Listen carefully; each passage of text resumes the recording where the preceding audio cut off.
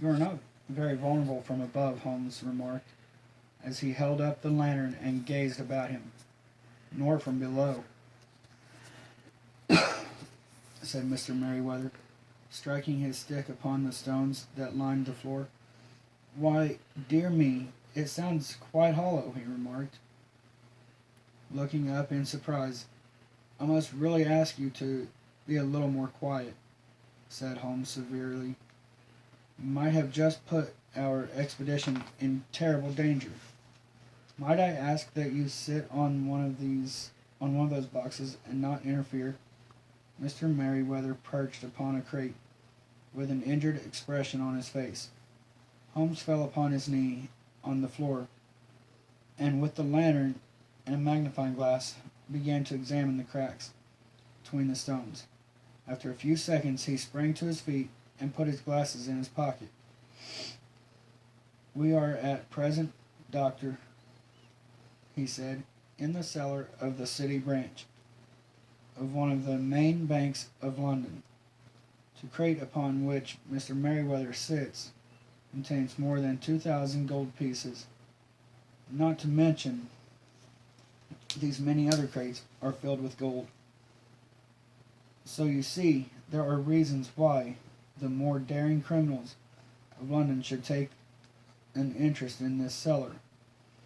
And I expect that within hours matters will come to a head.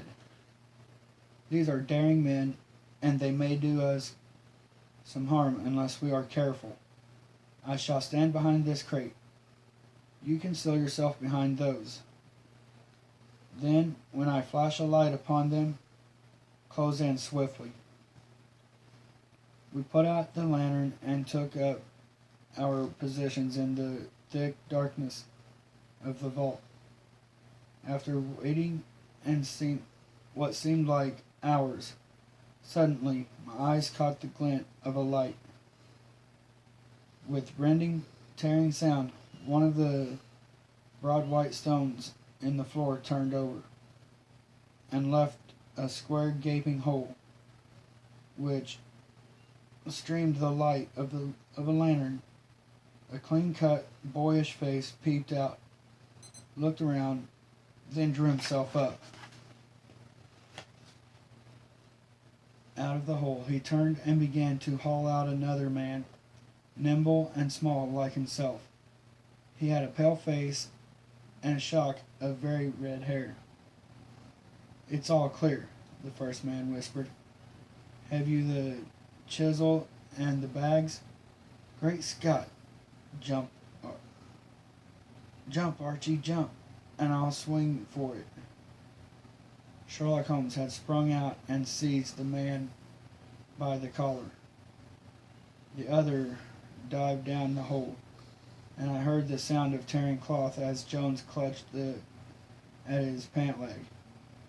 The light flashed upon the barrel of a revolver, but Holmes' hunting crop came down on the man's wrist, and the pistol clinked upon the stone floor. It's no use, John Clay, said Holmes blandly. You have no chance at all. So I see, the other answered coolly. I fancy that my pal is all right, though I see you have got his coat tails. Inspector Jones has 3 men waiting for him at the door, said Holmes. Oh, indeed. You seem to have thought of everything. I must compliment you. And I you, Holmes answered. Your red-headed idea was very clever. John Clay smiled. Then Jones clapped the handcuffs on him and led him away. Later that night, Holmes explained, You see, Watson, it was perfectly obvious to me that the Red-Headed League and copying the encyclopedia were only a way to get Mr. Wilson out of his shop for several hours each day. The 2 rogues put the advertisement in the newspaper. One lures Mr. Wilson to the League. The other pretends to be the manager from Mr. Wilson's description.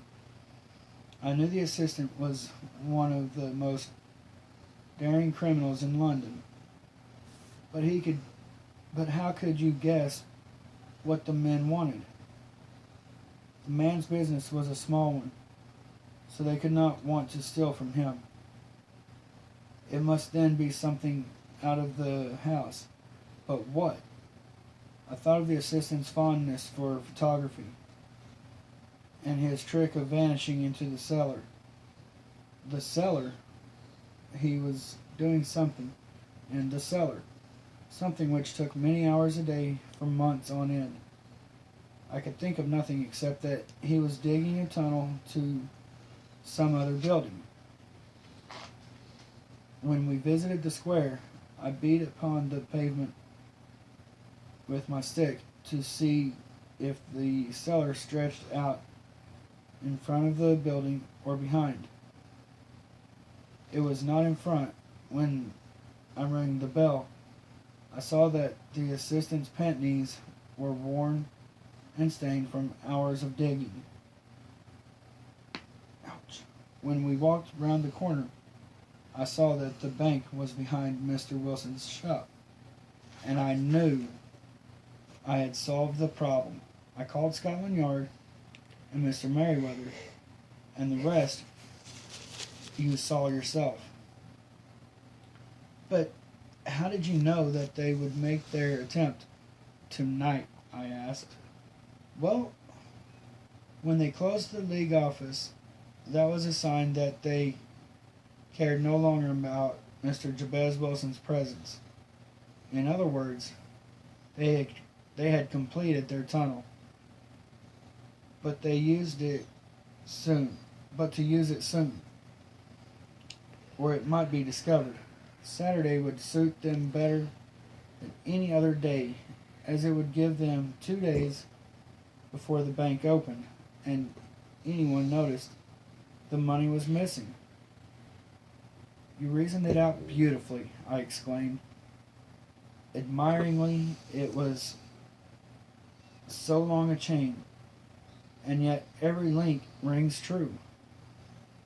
It saved me from boredom, he answered, yawning.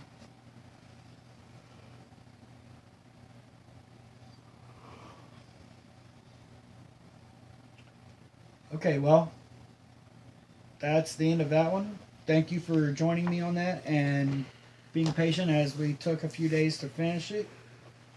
And I will see you all later. Bye.